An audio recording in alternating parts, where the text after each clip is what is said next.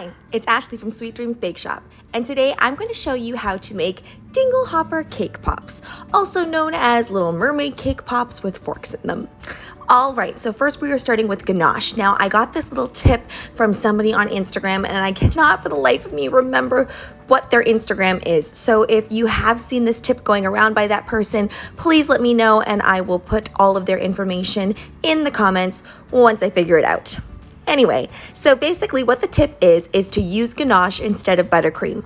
The reason for this is because if you use buttercream, then oils tend to leak out. And using the ganache prevents this from happening if you've ever had this happen to your cake pops.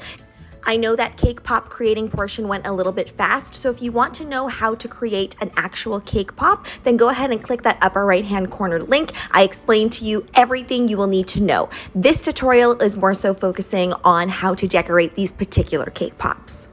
So what I'm doing here is I'm taking a little chocolate mold and I'm just putting a little bit of luster dust into it. You could use petal dust, whatever you want. I find dusting it this way just gives it a really nice kind of natural looking sheen.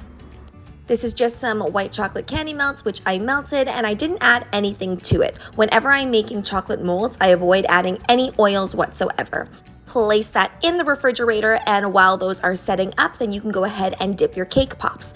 I rolled these cake pops one day in advance, so if I know that I'm going to be using them within that 24-hour period, then I just place them in the fridge overnight. If I need to get them done quickly, then I place them in the freezer, and then I leave it in the fridge for about 15 to 20 minutes or so, or I even leave it out on the table for 15 to 20 minutes. The reason that I don't directly dip them from the freezer is because my chocolate always cracks whenever I do this. I also get cracks if my chocolate is too warm and my cake pops are too cold. So it's best if everything is kind of at room temperature-ish. You want the cake pops to be slightly colder, but not too much colder. I should also mention that these forks are plastic forks. It's very, very difficult to do this with actual silverware because most likely your silverware is going to be too heavy and it's going to cause everything to topple over. So you do need to use plastic utensils for this. It's also super important that you do place your cake pops back onto a non-stick surface, and I usually like to use parchment paper for this. You can use edible sugar pearls or you can just use some sprinkles to put on top of your cake pops, but make sure that you do that before any of the chocolate sets up. The plates, the cups, and the piñata for this party have a very watercolor feel to it, so I did do a little bit of airbrushing there, and don't be afraid to airbrush chocolate. I used to think you couldn't, but you totally can.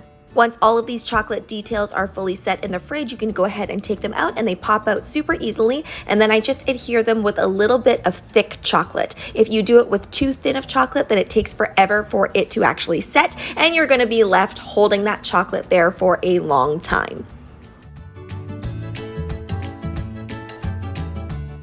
I did not do this party setup, somebody else did, but it just looks absolutely fantastic. Thanks so much for watching, guys. Don't forget to like, share, and subscribe so you can be part of the Sweetie fam. Right now, I'm uploading daily, so make sure you hit that notification bell so you know when I upload. Also, be sure to comment, request, or ask a question. I love hearing from you guys. Bye!